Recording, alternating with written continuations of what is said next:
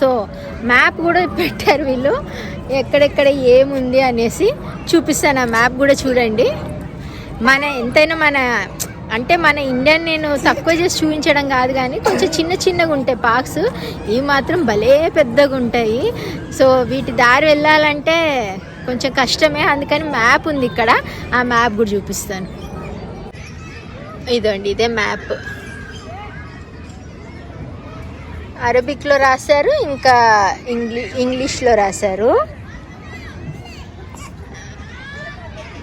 Number 1 అంటే ఇది maintenance, ఇవన్నీ మెయిన్ ఎంట్రన్స్ నుంచి ఇంకా స్టార్ట్ అనమాట.